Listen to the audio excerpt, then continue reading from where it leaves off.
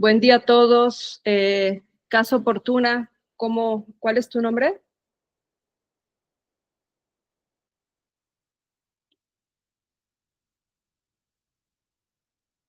Hola, hola.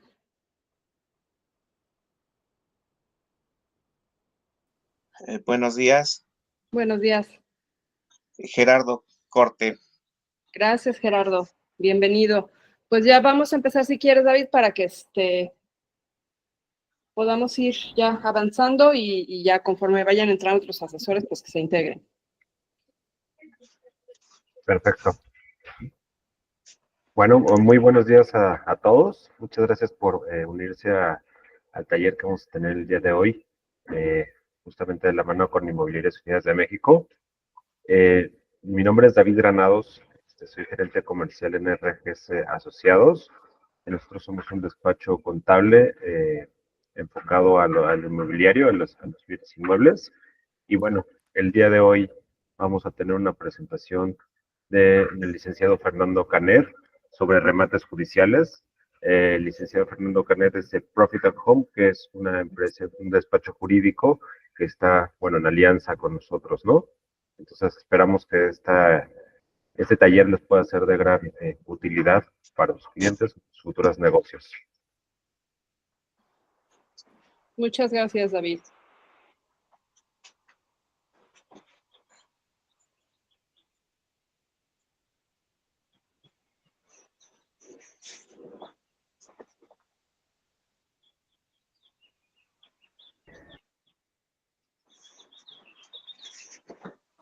¿Me escuchan? Sí, excelente. Una disculpa, a la hora de activar mi cámara me sacó, pero bueno. No te preocupes. Ya andamos acá. Excelente, pues muchísimo gusto. Muchas gracias, David, por la introducción. Y bueno, muchas gracias por el espacio para platicarles un poquito de este tema. Como bien dice David, digamos, hay muy poca información en el internet y sobre todo en la calle sobre este tema. Y desgraciadamente también ha sido un tema durante los últimos años que se ha utilizado muchísimo para levantar capital y de alguna manera meterlo en otras cosas que no tienen nada que ver con lo que la gente piensa, ¿no? Entonces, la intención de esta presentación, pues, es que se queden completamente sin dudas, ¿no? Desde cómo se origina un remate bancario, en qué consiste, cuáles son buenas prácticas que podemos hacer de inversión con un remate bancario. Y también ustedes, al estar en el medio inmobiliario, son, digamos, que el primer contacto de cualquier inversionista o de cualquier cliente que está interesado en invertir en este tipo de instrumentos. A pesar de tratarse de un tema 100% de carácter litigioso, las personas siempre buscan primero a su asesor inmobiliario, ¿no? ¿Por qué? Porque hay esta confusión de que el remate bancario va directamente relacionado con el sector inmobiliario, lo cual pues no es así, ¿no? Y eso lo vamos a ver en la presentación. El remate bancario o el instrumento financiero de invertir en sesiones de derecho no tiene que ver con el sector inmobiliario, ¿no? Es un tema 100% de carácter litigioso. El único tema inmobiliario al respecto es la garantía de cobro que tiene el inversionista sobre el instrumento financiero en el cual está, en este caso, invirtiendo. Entonces, pues les voy a dar una presentación de en qué consiste y al final vamos a dar un espacio para dudas, digamos, para responder cualquier tipo de duda o de comentario que a lo mejor tengan al final, ¿no? Entonces vamos a comenzar. Por favor. Aquí yo en pantalla lo que les voy a poner es un esquema gráfico de algo que ustedes ahí sí están más relacionados, más identificados, que es un crédito bancario, ¿no? En pantalla vemos un esquema de cómo se ve un crédito bancario. Tenemos acreditada una persona que con el objeto de adquirir un inmueble, aquí estamos poniendo cantidades por poner un ejemplo, ¿no? Por adquirir un inmueble de 4 millones de pesos, va a solicitar un crédito hipotecario de 3 millones de pesos, ¿no? Esto es, tiene 1 millón de dinero ya en cuenta, va a solicitar el préstamo por 3 para comprar la casa. Entonces lo va a solicitar ante una institución financiera, quien después de calificarlo, quien después de pues, ver su viabilidad de pago, su viabilidad económica, etcétera, le va a otorgar, en este caso, el préstamo una vez calificándolo como procedente. y todos los lineamientos que van a rodear este crédito, este préstamo, se van a documentar en un contrato de apertura de crédito, ¿no? El contrato de apertura de crédito se celebra ante notario público y es precisamente donde en este caso la institución financiera que está otorgando el crédito va a documentar todos los lineamientos y los términos bajo los cuales aceptó otorgar este préstamo, ¿no? Como son el capital, ¿no? Cuánto es lo que prestó, como puede ser el plazo, ¿no? A cuánto tiempo lo prestó, la tasa de interés ordinaria, que es la tasa que, pues mes con mes, calculado al año, va a tener que pagar, en este caso, el acreditado. La tasa moratoria, ¿no? ¿Qué pasa si el acreditado por cualquier cosa dejara de pagar? Pues entra en juego aquí nuestra tasa moratoria, ¿no? Entonces, esto, seguros y muchísimas más cosas, todos los lineamientos que rodeen, digamos, este crédito se documentan en dicho contrato de apertura de crédito, que viene en el mismo instrumento de la compraventa, donde el acreditado adquiere el inmueble, y esto se inscribe en el registro público de la propiedad, en este caso de este inmueble, ¿no? El banco dice, sí te presto, pero te presto con garantía. ¿Cómo se documenta esa garantía? A través precisamente de lo que conocemos como hipoteca, ¿no? Se inscribe este contrato de apertura de crédito en el registro público y si bien es cierto el dominio es trasladado, en este caso al acreditado, tiene una limitante el dominio de no poder enajenar, es decir, vender el inmueble a un tercero, en tanto no liquide este adeudo, ¿no? No liquide su hipoteca y entonces una vez liquidando la hipoteca, el acreditante, en este caso el banco, cancelaría esta hipoteca para que ahora sí el acreditado pueda transmitir la propiedad a un tercero, ¿no? Entonces, sobre este mismo esquema que vemos en pantalla sobre un crédito bancario, vamos a seguir de alguna manera una línea de tiempo, un caso práctico de cómo, en qué consiste un remate bancario, ¿no? Entonces, una vez que se otorga el crédito hipotecario, en este caso el acreditado comienza mes con mes a cubrir con sus obligaciones, ¿no? Normalmente los créditos hipotecarios, pues ya saben, son a 15 años, 20 años. Entonces vamos en este ejercicio a poner que el acreditado empieza año con año a cubrir con sus obligaciones y después de cierta cantidad de años, el acreditado deja de pagar, ¿no? Por cualquier cosa, se quedó sin trabajo o simplemente no tiene ya el dinero para seguir cumpliendo con sus obligaciones. En este momento que el acreditado deja de pagar, aquí no quiere decir que, oye, ya me atrasé con mi mensualidad de marzo, en abril ya me demandó el banco, ¿no? No es así. El banco primero va a iniciar labores extrajudiciales, es decir, pues nos van a estar hablando ejecutivos por teléfono, incluso pueden hacer algún tipo de visita ahí en el inmueble buscando al acreditado que en este momento ya debe, ¿no? Mensualidades vencidas, para que regularice su situación, ¿no? El banco te puede ofrecer, hay bancos que te ofrecen un convenio modificatorio del contrato de apertura de crédito, es decir, te negocian una mejor tasa o a lo mejor te patean un poquito más la deuda más años para que te quede más bajita la mensualidad. Hay diferentes formas de negociación. El tema es que en este caso la institución bancaria, más o menos durante 9 meses a un año, va únicamente a través de la vía extrajudicial, es decir, a través de sus propios colaboradores, a tratar de llegar a una negociación para que el acreditado, ¿no? El que recibió el préstamo, se ponga al corriente. Ahora, si esto no sucede aproximadamente, y esto no lo digo de que estrictamente sea un año, pero en la práctica más o menos después de un año, dependiendo de la política de cada banco, el banco va a iniciar ahora sí ya un juicio, va a demandar en este caso al deudor, ¿no? Al acreditado en primera instancia, que ahora se va a llamar deudor. ¿Qué va a demandar el banco? El cumplimiento, ¿no? Más bien va a demandar el incumplimiento al contrato de apertura de crédito que se firmó, es decir, tú quedaste de pagarme durante 15 años, vamos a suponer 20 años, tus mensualidades, me dejaste de pagar en este momento, pues ahora yo demando que cumplas con el pago.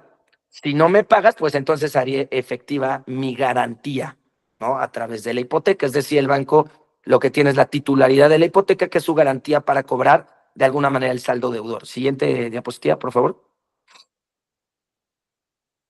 Entonces, siguiendo el mismo esquema que iniciamos en como crédito bancario, aquí ya vamos a ver que el acreditado convertido en deudor debe, en este caso al banco, aquí ponemos un ejemplo, si de los 3 millones de pesos, ya saben que los primeros años todos los pagos se van a intereses, Entonces aquí vamos a suponer que de los 3 millones que se debían, 2.7 millones de capital es lo que se le debe al banco al momento que el banco demanda, ¿no?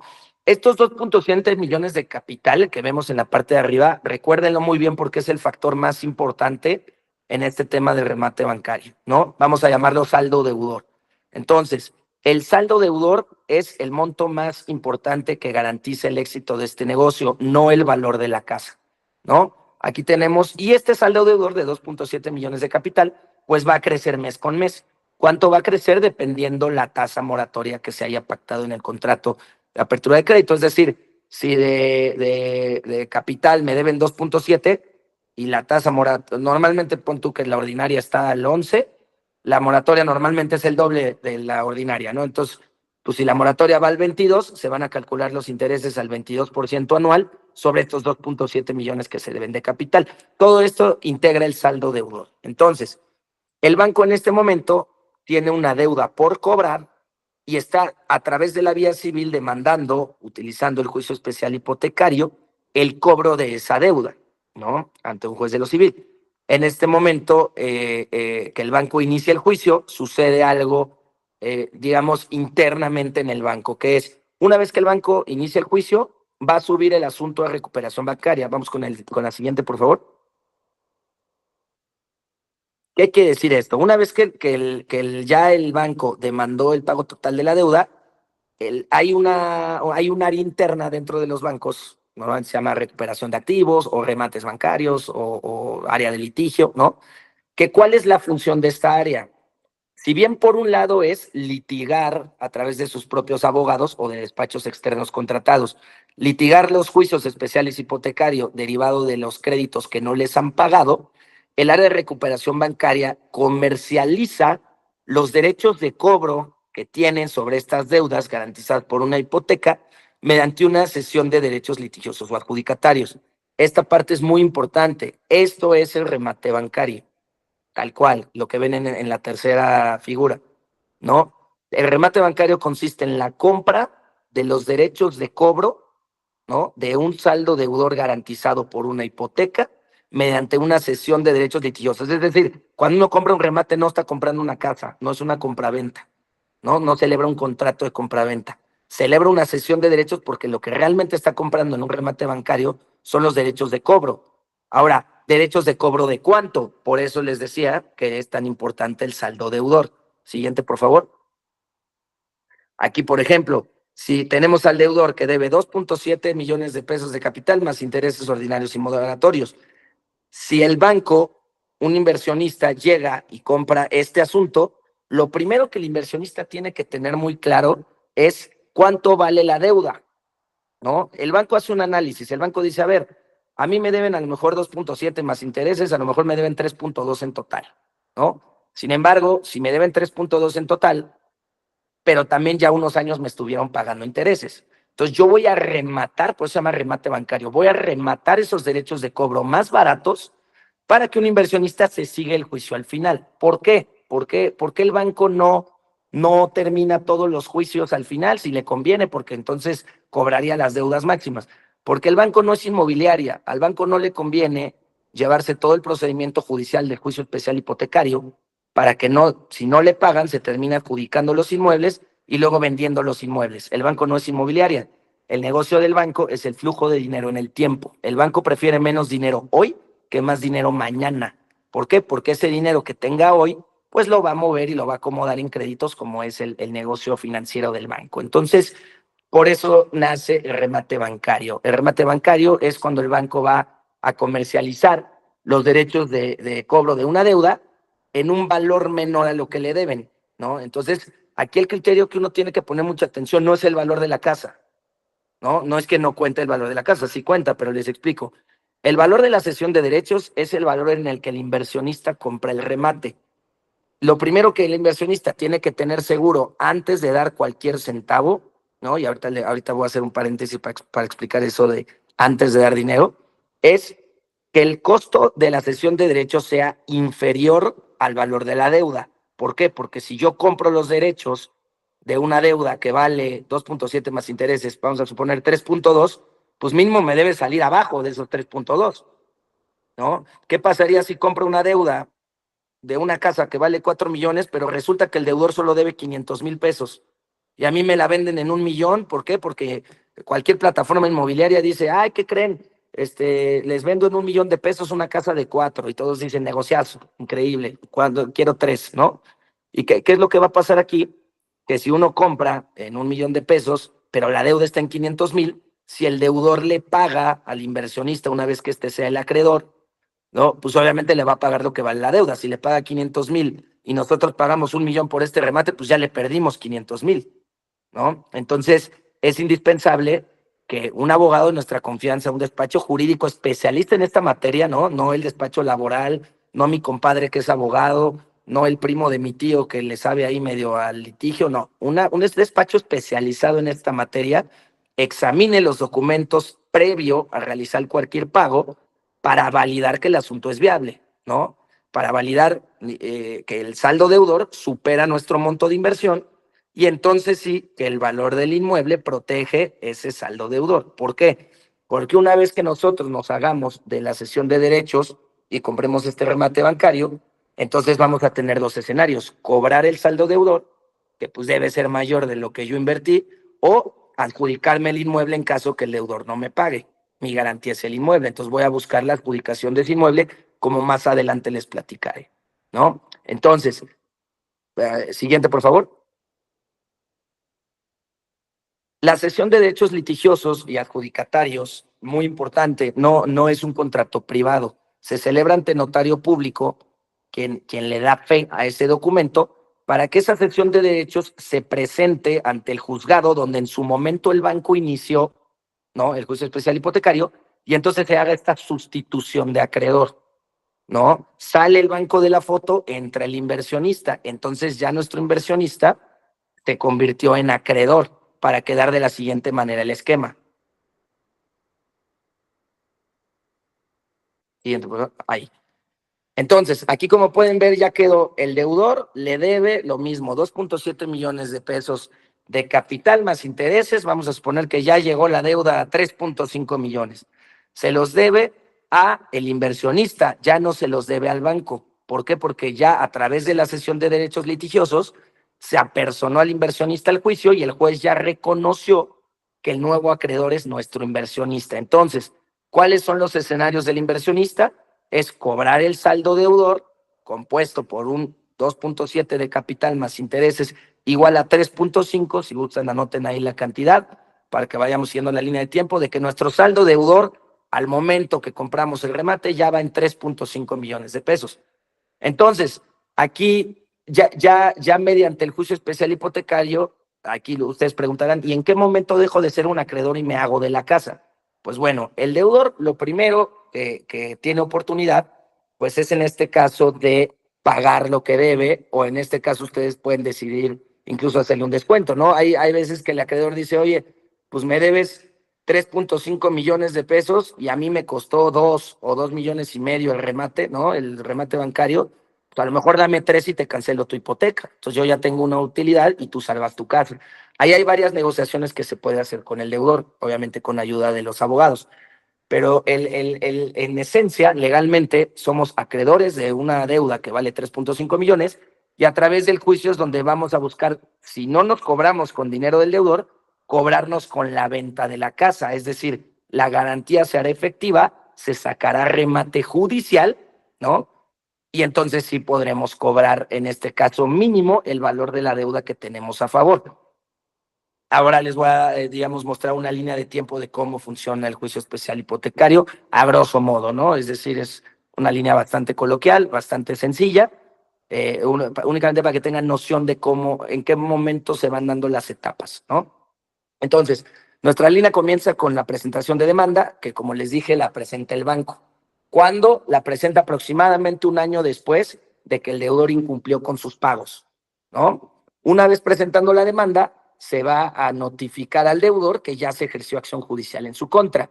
Esta etapa la conocemos como emplazamiento, ¿no? La notificación al demandado de la acción judicial que se está ejerciendo en su contra. En este caso, pues es la obligación de pago derivada del contrato de apertura de crédito, ¿no? Hay que revisar también, muy importante, ¿no? Hay que revisar antes de comprar cualquier remate bancario cómo está el registro público de la propiedad de esa propiedad, para saber que la hipoteca cuyos derechos estamos comprando, pues esté en primer lugar en prelación, ¿no? Entonces, teniendo esto seguro, pues ya digamos, tenemos ese tema palomeado. Entonces, volviendo a la línea de tiempo, una vez notificando al deudor que se ejerció acción judicial en su contra, se le da su respectivo plazo para que presente lo que a su derecho convenga, es decir, sus pruebas, que al final, obviamente dentro de las pruebas que presenta el acreedor, en este caso el banco, pues obviamente viene un folio real del registro público de la propiedad para acreditar que la hipoteca la tenemos a favor, un estado de cuenta certificado donde se ve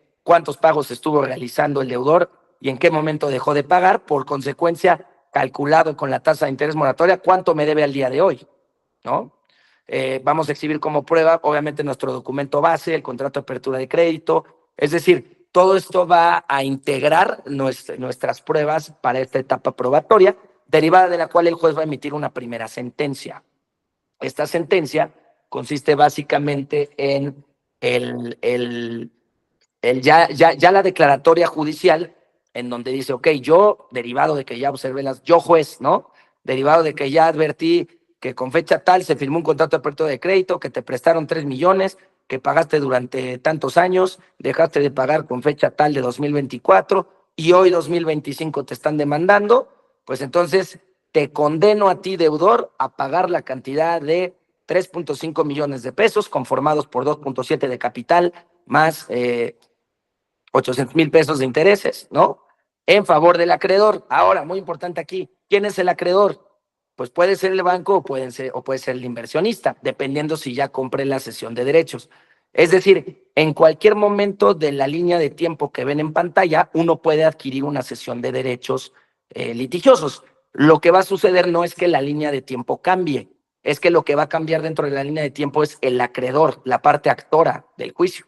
A lo mejor hasta la etapa probatoria iba el banco, ahí nosotros adquirimos los derechos litigiosos, se salió el banco y ya el acreedor es el inversionista a la hora de la sentencia, ¿no? Entonces, es importante mencionar que en esta sentencia todavía no se va a mencionar nada respecto al inmueble, simplemente el juez lo que va a decir es, ya incumpliste y yo te condeno a pagar la cantidad de tal al acreedor, ¿correcto? Una vez condenado a la sentencia, le dan ciertos días hábiles a partir de que esta sentencia queda firme para, en este caso, cumplir con el pago. Pero, pues ya yéndonos a la práctica, que nos hace pensar que el deudor va a pagar si no ha pagado antes, no tiene el dinero, ¿no? Entonces, aquí es donde ya nos vamos a acercar al juez, como abogados del acreedor, a solicitar que se haga efectiva la garantía. ¿Qué quiere decir esto? Que el inmueble en garantía se saque a remate judicial con el objetivo. ¿Cuál es el objetivo del remate judicial? Que el acreedor cobre, ¿no? Entonces, si el acreedor, en este caso mi inversionista, tiene un saldo a favor de 3.5 millones de pesos, ¿no? En este caso la casa te va a presentar un avalúo judicial, ¿no? Que a las dos partes les dan su oportunidad de presentar su avalúo y si discrepa un tercer perito determinará el valor del inmueble. Entonces, en la audiencia de remate, que es una especie de subasta, que a lo mejor esta parte le suena un poquito más, se va a convocar obviamente a las partes, deudor y acreedor, y a terceros postores a que oferten de alguna manera por el inmueble. Aquí la pregunta es, yo como acreedor, ¿qué tengo que hacer en el remate? ¿Tengo que dar dinero? ¿Pero por qué? Si ya había comprado el remate bancario. Aquí les voy a explicar en qué papel acude, en este caso, el inversionista. El inversionista acude como acreedor. Es decir, si la casa, por ejemplo, ya vale 5 millones, porque valía 4 a lo mejor hace 9 años cuando la compró el deudor, pero hoy en día, audiencia de remate, a lo mejor ya vale 5 millones la casa, ¿no? Entonces, para nosotros sacar a remate la casa, se va a exhibir un avalúo y el juez la va a adjudicar, digamos, al valor del avalúo en primera almoneda. Primera almoneda quiere decir, en las audiencias de remates puede haber 3 audiencias de remate, ¿no? Estas audiencias se les llaman almonedas. Es decir, primera almoneda es un primer intento de vender a través del remate judicial esta casa para que el acreedor cobre, ¿no? Si el valor el saldo que tiene a favor, en este caso, el acreedor, cumple con el valor del avalúo, pues puede solicitar la adjudicación del inmueble, el mismo acreedor. Si no, pues entonces se convoca a terceros postores para ver si ellos pueden adquirir el inmueble. Voy a poner un ejemplo. Acuérdense que el acreedor tiene 3.5 millones de pesos a favor. Vamos a suponer que el inmueble sale en remate y está valuado en 4,5 millones, sale el avalúo judicial, por así decirlo, 5 millones. En este caso, en primera moneda, dependiendo del criterio de cada juzgado, si un tercer postor llega y oferta y dice, oye, pues si salió en 4,5, yo oferto 3 millones, no podría ofertar 3 millones, porque digamos que la puja que hasta ese momento va es el saldo a favor del acreedor, 3.5. Si yo, por ejemplo, como tercer postor quisiera adjudicarme el inmueble, tendría que ofrecer arriba de lo que se le debe al acreedor. Es decir, si son 3.5 lo que tiene el acreedor a favor, yo tendría que ofrecer 3.7, por ejemplo, 3.6. Y ahí el acreedor tiene dos opciones. Aceptar la oferta y decir, ok, a mí páganme mis 3.5 y tú quédate con la casa. O decir, no, yo tengo 3.5 a favor, a lo mejor le voy a poner yo esos 200,000 que tú estás ofertando de más, y ante el empate, el derecho de preferencia siempre lo va a tener el acreedor, ¿no? Entonces, así es como funciona el tema del remate. Ahora, ¿qué pasa si en esta primera moneda nadie oferta el valor judicial del inmueble? Nos vamos a ir a una segunda moneda, a una segunda audiencia de remate. En esta segunda moneda, el inmueble se puede adjudicar a 2/3 partes de su valor. ¿Qué quiere decir esto? Si el valor del inmueble salió en 5 millones y el valor del saldo deudor que tiene a favor el inversionista es de 3.5, pues cumple con esas 2/3 partes. Entonces, en esa segunda moneda, en este caso el acreedor, puede solicitar al juez que le adjudique el inmueble. Es decir, que como se le deben 3.5, con el inmueble él se da por pagado porque cumple el valor con 2/3 partes, ¿no? Su saldo deudor con el valor del inmueble. En ese momento, entonces, se adjudicaría el inmueble en favor del inversionista. Es decir, es hasta este momento la sentencia de adjudicación donde nuestro inversionista deja de ser titular de los derechos de cobro de una deuda y se convierte ya en propietario de la garantía, ¿no? Entonces, si bien ya tenemos una sentencia de adjudicación, no quiere decir que ya acabó el juicio, ¿no? No quiere decir que ya estamos a un mes de que todo termine. Una vez que tienes la sentencia de adjudicación a favor, quiere decir que el juez ya te determinó propietario. Pero ustedes, como buenos asesores inmobiliarios, conocen que hay dos elementos fundamentales sobre una propiedad, que es la propiedad y la posesión, ¿no? Si bien es cierto, puedo ser propietario de un inmueble, puedo otorgar la posesión mediante la figura del arrendamiento, por ejemplo, ¿no? A un tercero. En este caso, la adjudicación, si bien nos da la propiedad, ya a nuestro favor, todavía nos falta la posesión, es decir, el deudor todavía sigue viviendo allá adentro.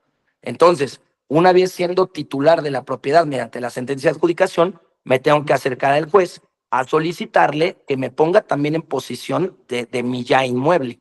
Y empieza la diligencia de lanzamiento o desalojo, como lo conocen ustedes, que consta de 3 etapas principalmente, ¿no? Se le va a hacer un requerimiento voluntario de que entregue, se le va al actuario, tocar la puerta, notificar al deudor de que tiene que entregar, se le dan ciertos días, se regresa a una segunda diligencia una vez que estos días transcurren, avisándole que es el último día para que entregue y que en ese momento entregue las llaves, y si el deudor no hace caso, se regresa una tercera vez ya con autorización de rompimiento de cerraduras y fuerza pública. En este momento se va a tomar el inmueble quien esté adentro, ¿no? Es decir, la instrucción del juez va de tomarse la posesión a través de la fuerza pública, ¿no? En este caso, para ya poner a nuestro inversionista, que ya se adjudicó la propiedad, en posesión de la misma. Una vez que ya tuvo la propiedad mediante la sentencia de adjudicación y ya tiene la posesión mediante el desalojo, entonces sí ya va a proceder a escriturar su inmueble, ¿no? Aquí hago un pequeño paréntesis haciendo un comentario. Hace unos años se tenía que escriturar primero para, en este caso, es decir, se tenía que escriturar primero para que el juez te otorgara el lanzamiento. Hoy en día no es así. Hoy en día, con la sentencia de adjudicación, ya puedo solicitar la toma de posesión y posteriormente ya escriturar el inmueble. Entonces, una vez explicado el esquema de cómo funciona el proceso, sobre todo judicial del tema, vamos a regresar a la siguiente diapositiva. A la anterior, exactamente ahí.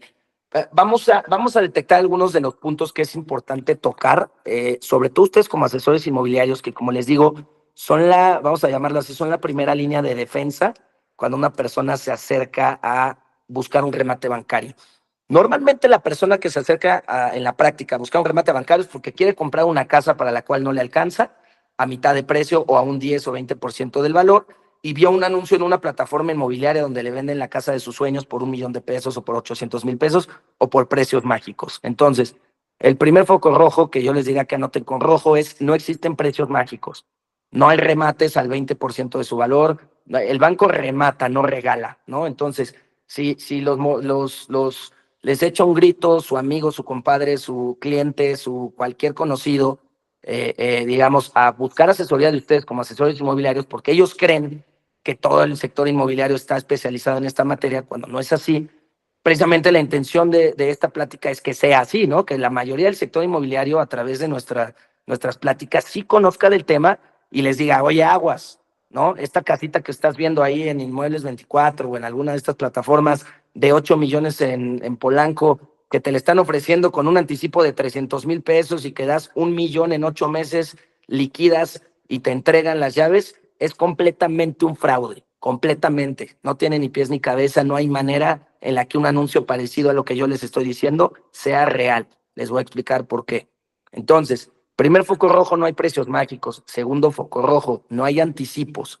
Los remates bancarios no admiten anticipos, es decir, el banco remata, pero si remata, pues no te va a dar un crédito de un crédito que no le pagaron.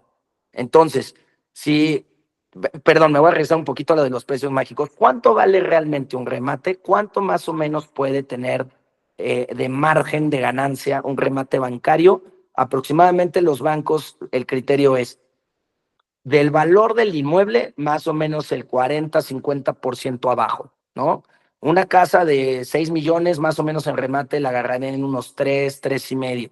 Una casa de 8 en unos 4, 4,5. Esos son precios reales, ¿no? No casas de 10 millones en 1,000,000. ¿Por qué? Porque vuelvo a lo mismo. Si una casa de 10 millones se la están ofreciendo en 1,000,000, ¿no? O una, digamos, una comparación así de precios que no tiene sentido. Aquí, además de que no tiene sentido y los bancos no la venden en ese precio, eso se los garantizo, los derechos de cobro, o sea, lo primero que habría que ver es cuánto vale la deuda. ¿Por qué? Porque si el banco me vende los derechos litigiosos de un inmueble de 10 millones en 1,000,000, solo es por una razón, porque el valor de la deuda precisamente es de 1,000,000, o a lo mejor de 1,200,000. Pero ¿qué pasa aquí? Que no les dicen en el internet. Que si yo compro, vamos a suponer que nuestra casa, esta que ven en pantalla de 5 millones, y la deuda está en 500,000 pesos o en 1,000,000 de pesos, a la hora de la adjudicación no me la puedo adjudicar, porque mi saldo deudor no cumple con el valor judicial del inmueble o con 2/3 partes del valor judicial del inmueble.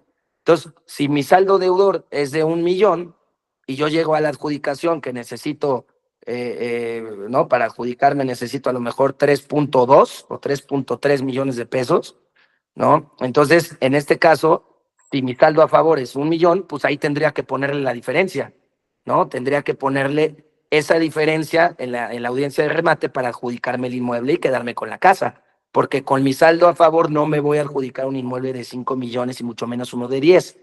Entonces, hay que cuidar siempre antes de entrarle a cualquier remate que un despacho de su confianza, especialista en esta materia, revise el expediente y valide que la hipoteca esté bien clavada en primer lugar, que el saldo deudor esté sano. ¿A qué me refiero con que esté sano? Que cubra por lo menos el monto de lo que me están pidiendo de inversión y que sea un monto que al momento de la audiencia de remate sea viable que yo me lo adjudique, ¿no? Entonces, de aquí que no existen precios mágicos. Más o menos un precio razonable es agarrar entre el 40 y 50% abajo del valor de una propiedad, un remate bancario, ¿no? Pasando a lo segundo que les comentaba, los anticipos. Todas estas empresas, el modus operandi que hemos visto desgraciadamente en muchas empresas, es que les enseñan una carpeta con propiedades de sus sueños, increíbles propiedades a precios mágicos, y además de que están a precios mágicos, todavía les dicen que van a iniciar el proceso con 100, 200 o 300,000 pesos, ¿no? Entonces, sepan algo, los bancos no aceptan anticipos. Estos 100, 200, 300,000 pesos se los están pidiendo para ellos, ¿no? Y otra cosa, ningún banco te deja iniciar un proceso judicial a tu nombre con un anticipo. Es decir, el banco, como funcionan los bancos es muy sencillo. Te dicen, a ver, ¿Te interesa este asunto? ¿Eres una empresa de confianza dada de alta con nosotros como inversionista a través de convenios de confidencialidad anuales? Te califican como empresa, y si realmente eres una empresa que se dedica a esto y que el banco sabe que no la vas a meter en problemas, te dan acceso a los expedientes. Ahora, ojo, te dan acceso a los expedientes gratis, no te dan acceso a los expedientes pidiéndote un anticipo, un 10%, un 15%, 100,000 pesos. Eso es completamente falso. Entonces, mucho cuidado con los despachos que les pidan anticipos en esta materia. En esta materia no existen anticipos. Como debe funcionar es: me interesa este asunto, perfecto. Vamos a revisar expediente, que los abogados hagan el due diligence de verificar que jurídica y financieramente sea viable, ¿no? Aquí digo viable porque un remate viable no es la propiedad que nos gustó, no es la que está en la esquina de la calle que nos gustó, ¿no? Un remate viable tiene que estar jurídica y financieramente viable por varios de los puntos que ya les he comentado. Y después la garantía, ¿no? Y después que la garantía a lo mejor les interese. Más adelante les platicaré un poquito de cómo, bajo qué perfil nos gusta a nosotros, digamos, platicar esto de los remates bancarios, ¿no? Pero volviendo al tema de no anticipos, es muy importante. Nadie les puede pedir un anticipo para ver el expediente. Ustedes, porque los bancos no nos los piden a nosotros, despachos dados de alta, ¿no? Los bancos nos piden una carta firmada por la empresa donde nos van a dar acceso al expediente para verificar que jurídicamente es viable, y entonces sí se paga de contado, ¿no? El banco te cobra todo de contado, no hay pagos. ¿Por qué? Porque esto proviene de un crédito que no les pagaron. Entonces ellos venden barato, pero venden de contado.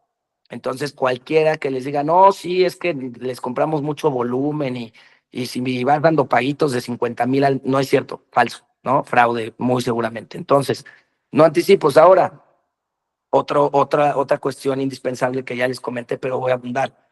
No pueden iniciar un proceso de compra de un remate bancario sin estar 100% seguros de que los abogados, digamos, revisando el expediente, sin que estén 100% seguros de que nuestro saldo deudor supera, en este caso, el valor que nos está costando el remate. Si recordarán en esta presentación, el costo de la sesión, 3 diapositivas atrás, era de 2.5 millones de pesos. Entonces, si mi saldo deudor ya está en 3.5, pues mi peor escenario, si me pagan la deuda, es ganarme 1,000,000 de utilidad, ¿no? Mis 2.5 que me costó la sesión, más en este caso, pues mi 1,000,000 de utilidad, ¿no? Entonces, es indispensable esto previo a la compra del remate bancario, ¿no? Entonces, otra cosa también otro foco rojo que les pido que anoten con rojo. Si una empresa les dice que comprando el remate, la entrega de la casa está garantizada en 6 meses, en 8 meses, en 2 meses, pero que les garantizan un tiempo de entrega, es un fraude, 100% seguro, hay que tener mucho cuidado. Nadie, absolutamente nadie, puede garantizar el tiempo de entrega de un remate bancario. ¿Por qué? Porque en lo que termina el juicio, tomo la posesión del inmueble, así esté adjudicado, así esté en la última etapa. Esto se trata de una controversia entre dos partes y yo no puedo predecir el comportamiento jurídico que va a tener el deudor. ¿A qué me refiero con esto? No es lo mismo que en el juicio especial hipotecario yo me lo lleve en rebeldía y me adjudique el inmueble, cuyo juicio a lo mejor me tomaría así 8 meses, pero yo no sé si el deudor me va a presentar apelaciones, amparos, o va a estar de alguna manera presentando recursos que lo que va a lograr es ir alargando el tiempo de la línea de tiempo, ¿no? Entonces, si bien es cierto, antes de comprar del remate bancario, podemos validar que es 100% viable jurídica y financieramente y que vamos a llegar al final del camino, eso se puede garantizar, ¿no? El éxito. Lo que no se puede garantizar es el tiempo en el que vas a llegar a ese éxito, ¿no?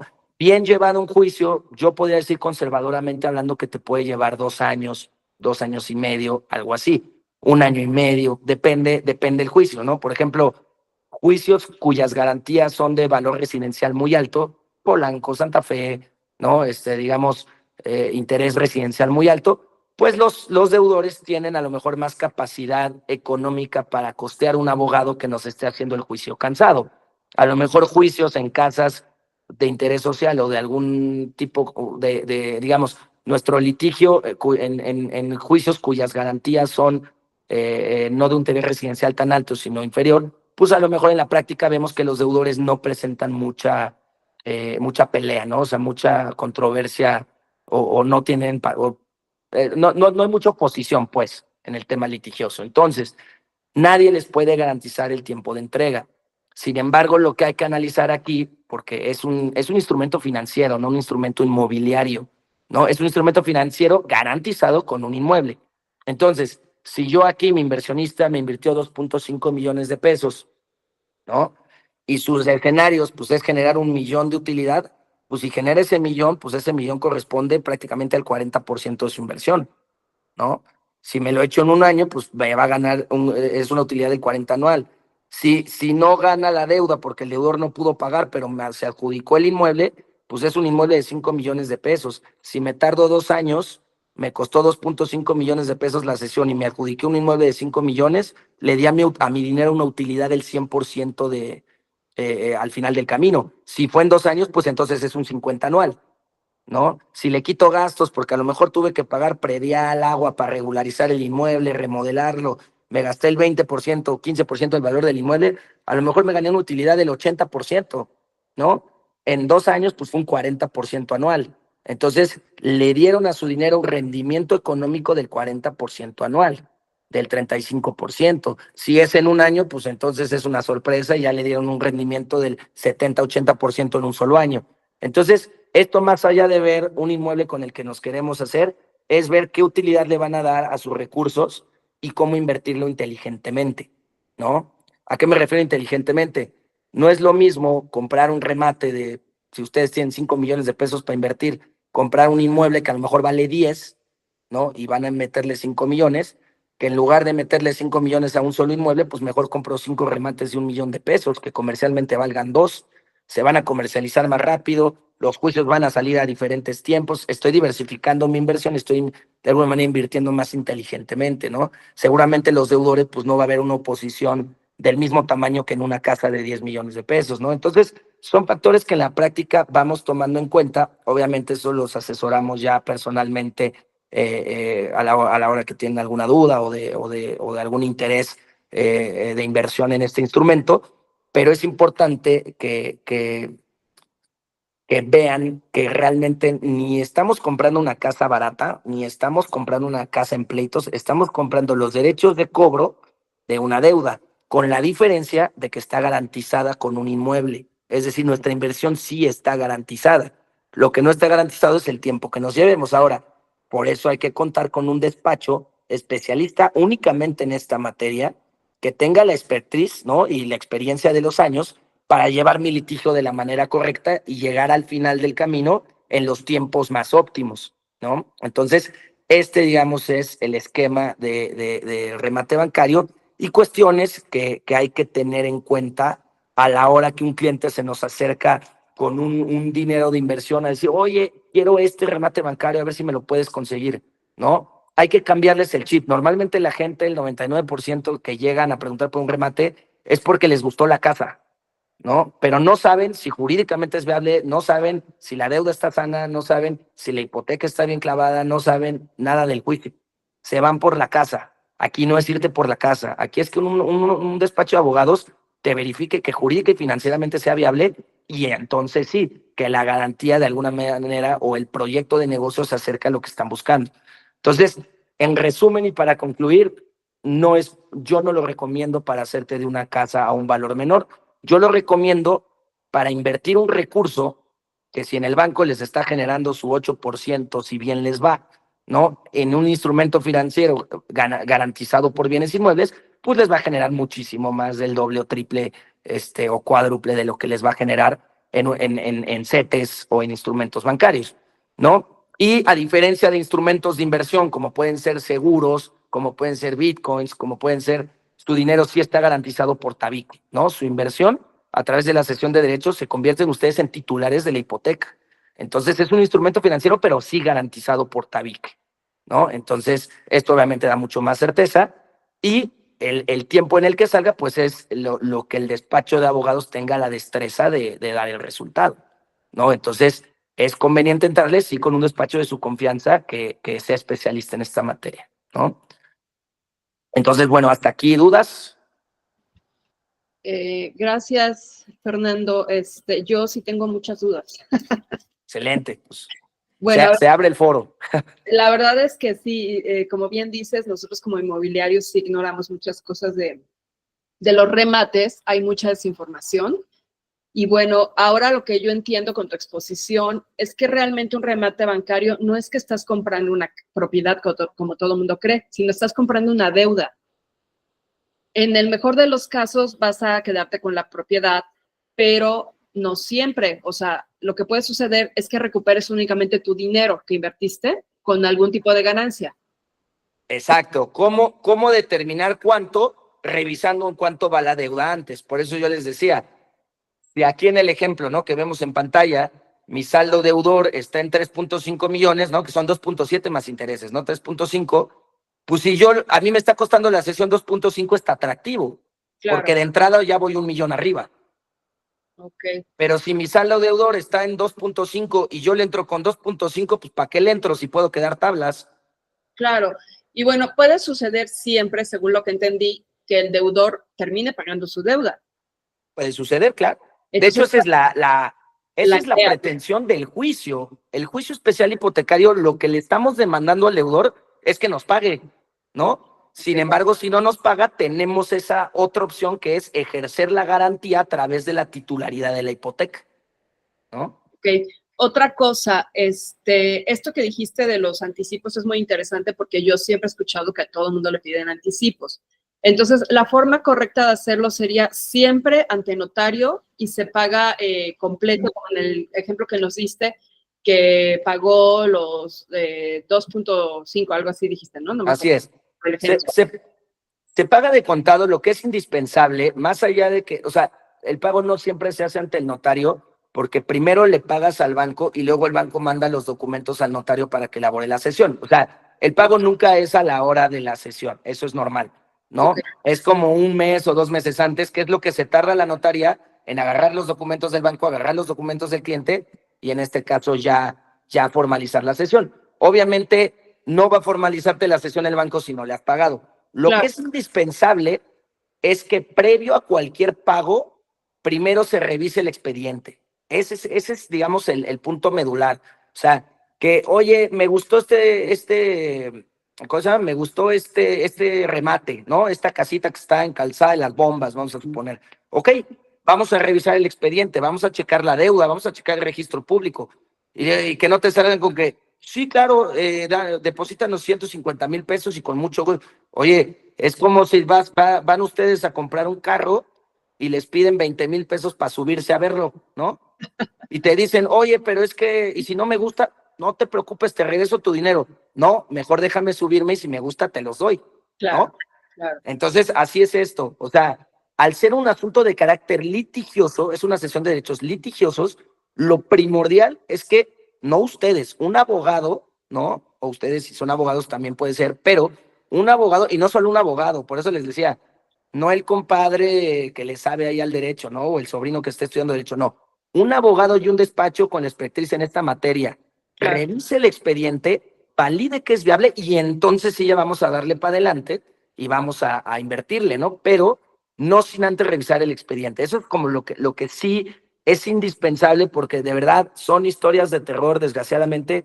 Cada curso que damos, cada capacitación de manera mensual o en eventos, ¿no? Donde damos ponencias de este tema, siempre hay algo en común. Una película de terror de una persona que sí, a mí ya me lo hicieron.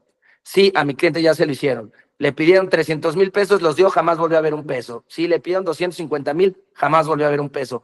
Todas estas empresas que te dicen, da 250,000 de anticipo y liquidas el millón al final, ellos saben que nunca les vas a pagar el millón. Su negocio es levantar de a 100, de a 200, de a 300,000 pesos, pero imagínate si yo se lo hago a 100 personas, ¿cuánto capital levanto? ¿No? Y ya luego veo si se los voy regresando, si se los jineteo, si después de 2 años se los regreso, o sea, entonces hay que tener mucho cuidado, o sea, es un tema litigioso, se tiene que hacer de la mano de un abogado especialista en esto, ¿no? Muy bien. Gerardo, ¿tienes alguna pregunta? Gerardo. Adelante. Sí, buenos días. Sí, tengo dos preguntas. La primera, sabemos que al momento de comprar una propiedad o una deuda, en este caso, en un precio inferior al valor real, tenemos que pagar un impuesto. al momento de escriturar. En este caso, ¿cuánto sería el impuesto que nosotros tendríamos que pagar por haber hecho una compra más económica? Esa es la primera pregunta.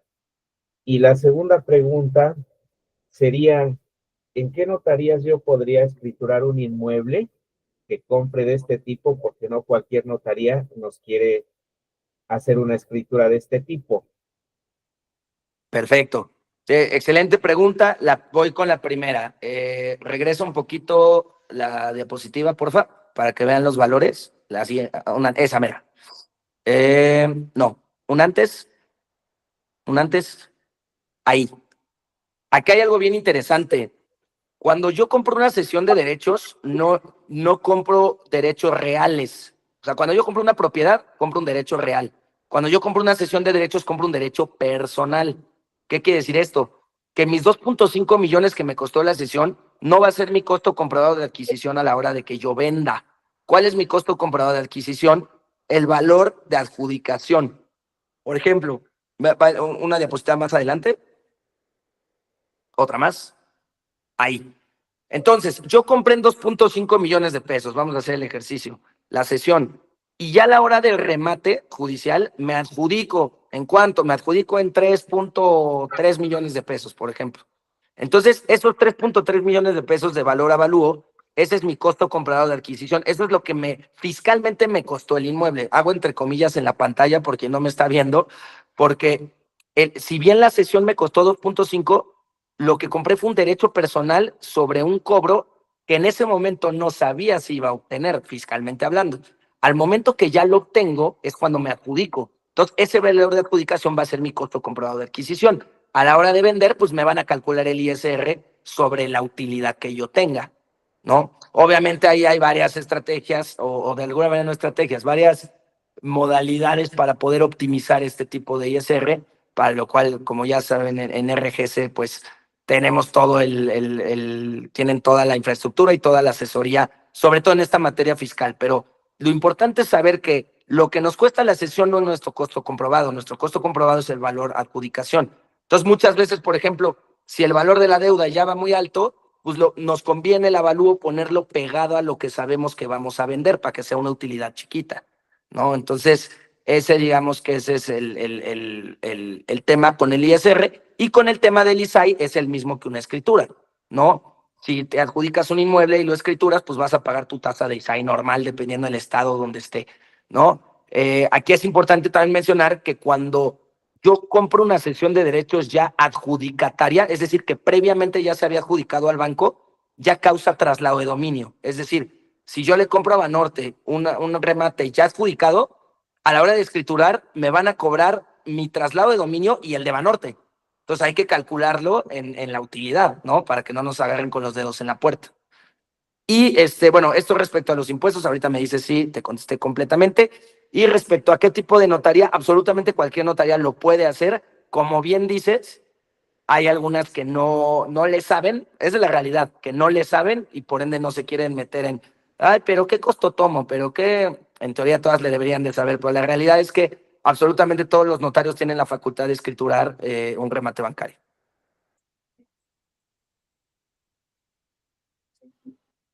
Es decir, no hay un permiso como tal especial, ¿no? ¿Sí te resolvió, Gerardo? La parte de que te pregunté de cuánto se tendría que pagar de impuestos, sí ya me quedó claro. Me quedó claro que, por ejemplo, si ya te adjudicaste y le compras una adjudicación al banco, tienes que pagar, por ejemplo, 2 traslados de dominio cuando te escritures a tu nombre, ¿no? O sea, eso ya me quedó claro. Pero, por ejemplo, si yo te compro una cesión de derechos a ti y quiero escriturar, ¿tú qué notaría me sugerirías? ¿A dónde lo podría yo llevar para que me lo escriturara? Pues es que ahí depende mucho, hay bastantes. Hemos escriturado mucho con Mainero Soberón, ¿no? Es el 181, me parece ahí que está en Garden Santa Fe. Autrique, Talavera Autrique, ¿no? Con él es 221, también hemos escriturado con él. En Estado de México hemos escriturado con Aguilera Subirán, Enrique Aguilar Godínez. O sea, realmente no hay uno como tal de cabecera que tengamos. En realidad hemos trabajado con muchos notarios. Depende mucho la operación, depende dónde esté, depende, ahora sí que de otros factores. Sí, es digamos que una pregunta muy general. Si tú me preguntas, oye, si te compro ¿dónde lo escrituraría? No tendría una respuesta ahorita. Tendría que ver el caso práctico para yo decirte, mira, estando la sesión de esta forma, etcétera, pues así lo podemos manejar, ¿no? Entonces, hay, como te digo, ahorita te dije algo, a lo mejor 3 o 4 notarías con las que hemos trabajado, pero pues hay más, ¿no? Muy bien, gracias. No, ¿de Oye, qué? yo tengo otra pregunta. ¿Hay forma de saber qué empresas pueden venderte remates bancarios? O sea, ¿hay alguna forma de investigar quiénes sí pueden hacer este tipo de trámites o de procesos de remates? Excelente pregunta, porque la respuesta es no. Y eso es lo preocupante. Es decir, no hay un catálogo donde yo te pueda decir, mira, esta sí, esta no. Hay algo bien triste. La mayoría de las empresas que hacen fraude, porque por ejemplo, a mí me ha pasado mucho que me dicen, oye, acompáñame a tal oficina porque me están ofreciendo esto que va en contra de todo lo que tú dices. Entonces quiero que me acompañes a ver si es cierto. Órale, vamos, ¿no? Si uno ve así como que el modus operandi o ve cómo funciona, normalmente son empresas que llevan 1 o 2 años constituidas. Normalmente el dueño nunca es el representante legal, ¿no? Te firma Pepe Pitas y nunca es el dueño que te está atendiendo.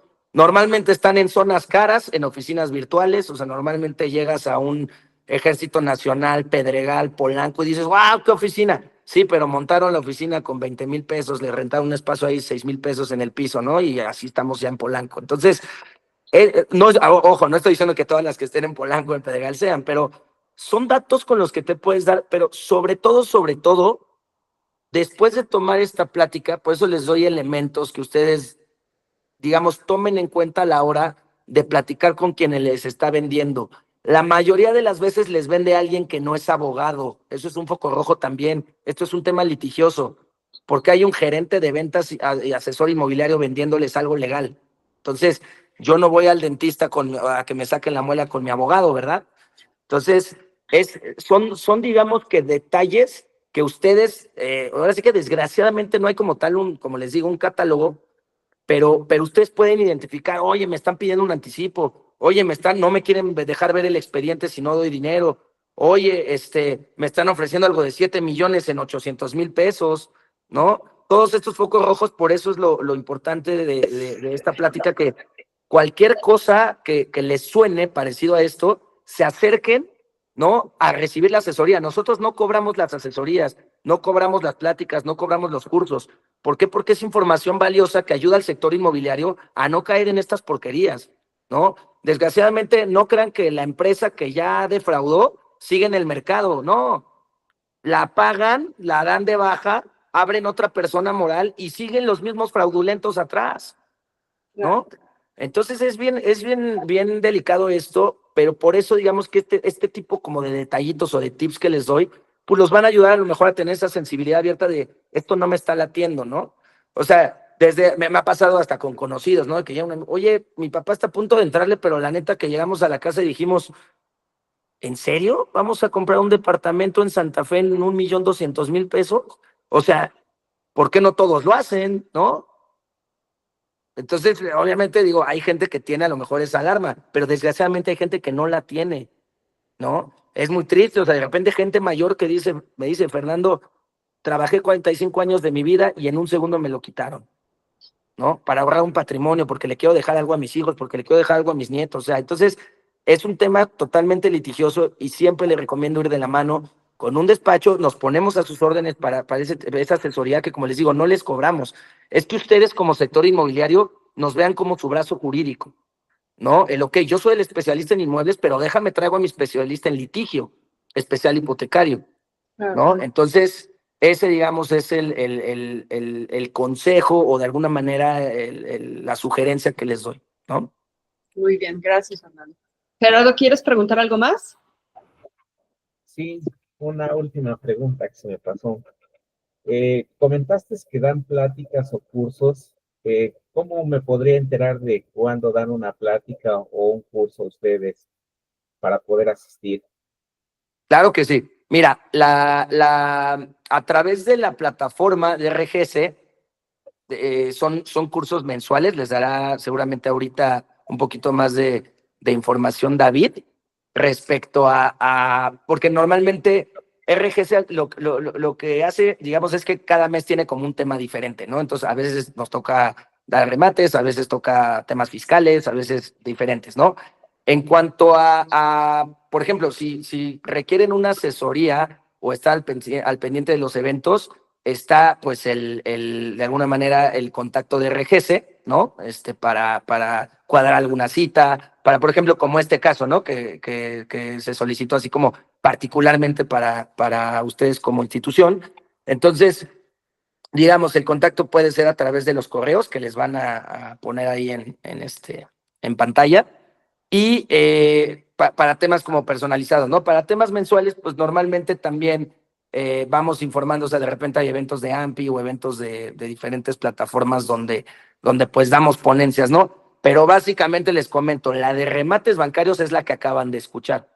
O sea, realmente el curso para detectar fraudes es el que acaban de escuchar. O sea, realmente ese es el que damos en esta materia, ¿no? Digo, hay muchísimos otros temas muy interesantes de ISR por enajenación de inmuebles, cosas de temas industriales, arrendamiento, ¿no? Hay diferentes temas que se van dando a través de la plataforma de RGS, pero digamos, nosotros como Profit and Home, que somos particularmente litigantes en remates bancarios, este es el curso que damos. Obviamente hay otro donde hacemos eventos más como con perfil de inversionista, donde ya les presentamos de lo que ustedes acaban de escuchar, números reales, ¿no? De cuánto puede generar uno invirtiendo en este instrumento financiero, cuánto genera mi dinero, ¿no? Ese, por ejemplo, lo podemos, de repente hacemos desayunos aquí en la oficina, así, pero al final siempre se los podemos dar personalizado, ¿no? Sin costo. Entonces, eso es cuestión de que ustedes manden un correíto, manden un WhatsApp de alguna manera, exactamente ahí al número que aparece en pantalla, y de esa manera programen la asesoría o la llamada o el Zoom o lo que ustedes deseen, ¿no? Gerardo, creo que es la primera vez que entras aquí a nuestras clases, pero nosotros estamos dando constantemente las capacitaciones, justo apoyándonos en empresas como la de Fernando, que nos hicieron favor de darnos esta plática. Y bueno, ya estás en la base de datos porque te registraste, ¿no? Para entrar a la clase. Entonces, se está mandando constantemente las capacitaciones que va a haber, y si hay algún tema específico que les interese, se les, por ejemplo, si es un tema que Fernando nos pudiera dar, o en su caso Rebeca, que también nos dio una clase de un tema fiscal, se les solicita a ellos y bueno, se les da aquí a la Bolsa Inmobiliaria, ¿no? Como Inmobiliarias Unidas. Entonces, no sé si estás en los grupos, Gerardo, pero si quieres, mándame un WhatsApp ahorita que termine y te integro al grupo donde se van avisando de las capacitaciones. Ahorita te pongo mi celular aquí en el chat. Lau, creo que tienes una pregunta. Sí, tengo una pregunta. Buenas tardes. Buenas tardes. Es el caso de una amiga que ha estado luchando con esto. Le quitaron, bueno, le embargaron el departamento, por llamarlo así, porque dio una firma a un aval, y por medio de ese aval que no cumplió, pues a ella le están quitando su departamento. Pero tiene muchísimos años en este trámite, ¿no? El chiste es que yo lo que quiero saber es la primer persona, o sea, el banco es el primer acreedor, ¿no? Luego supongo que es el deudor es el que tiene el derecho de decir, sí, sí, compro mi deuda, ¿es correcto? No, Ah, no. No, el deudor no tiene nada que ver en la cesión de derechos. O sea, el deudor debe y el acreedor, que es el banco, es el que comercializa la cesión de derechos para que uno la compre. Ahora, en el caso de tu amiga, no me suena que sea un hipotecario. O sea, si ella se puso de aval, supongo que fue para otro tipo de operación, en algún pagaré o en algún arrendamiento. no sé, es posible, pero está una amiga para un crédito. Exacto. Entonces, si la pusieron a ella, digamos, de aval, Ahí lo que habría que ver es cuánto debe la amiga, si ya se embargó en este caso el inmueble con el que se garantizó el crédito. En primera instancia tendría que ser el inmueble para el que se sacó el crédito, no el de tu amiga, ¿no? Si tu amiga simplemente fue la coacreditada, o sea, es que habría que ver, no me suena a mí Sí. que sea como tal de un especial hipotecario. Si quieres ya, digamos, podríamos a lo No. mejor concretar alguna cita o algún Sí. asesoría ya personalizada, pero en cuanto a como aval que le hayan embargado, habría que ver por qué vía le embargaron, bajo qué condiciones y qué realmente es lo que ella prestó, ¿no? Porque te digo, no me suena que sea como tal una hipoteca así regular, ¿no? A lo mejor Sí. fue de aval de algún pagaré o de, no sé, ¿no? No sé, prefiero que ella te comente porque Exacto. si no me sé. Lo que sí sé es que ella quiere pagar, el que compró la deuda, ella se la quiere pagar y él no quiere dársela. Entonces ahí llevan años. No tiene opción, o sea, es decir, cuando yo compro los derechos, Sí. y ya el banco me cedió los derechos, ¿no? Ya tengo los derechos de cobro de 3.5. Si el deudor quiere pagar los 3.5, ni siquiera me tiene que preguntar, los paga a través del juzgado con un billete de depósito y el juzgado me transfiere a mí. Ok. Entonces, por eso habría que checar ahí, porque Sí. si ella quiere pagar su deuda real, pues no necesita autorización del acreedor, a menos que digamos, a lo mejor ella quiere pagar menos, a lo mejor quiere solo pagar el capital, o a lo mejor ya está adjudicado el inmueble a favor del acreedor y ahí sí pues ya no es deuda, y sí ya la propiedad es del acreedor. O sea, variaría, ¿no? Habría que ver. Ok, es otro tema entonces, Fernando. Muchas gracias. Yo le pido a ella que se comunique contigo. Qué Claro que sí, amable, Laura, a tus gracias. órdenes. Gracias. Ok, pues ¿alguien más quiere preguntar algo a Fernando? Si no, para ya dar por terminada la clase. Parece ser que ya no hay dudas, Fernando. Excelente. Yo te voy a contactar al rato por otro tema que no tiene que ver con los remates, pero quizás ustedes me puedan apoyar. Entonces, te mando un WhatsApp al ratito. Claro que sí, con mucho gusto. Y bueno, mil gracias, Fernando. Muy buena tu exposición. Muchas gracias también, David, a ti por el apoyo. Y bueno, gracias a todos los presentes y pues bonita tarde para todos. Estamos en contacto y esperemos que pronto nos volvamos a ver, Fernando y David. Muchas Claro que sí, gracias. muchísimas gracias a ustedes por el espacio y espero que les sea de ayuda la información. Sí, claro que sí. Sí, Muchas claro gracias. que sí. Gracias. Muchas Gracias, bonito gracias. día. Buen día. Gracias. Hasta luego.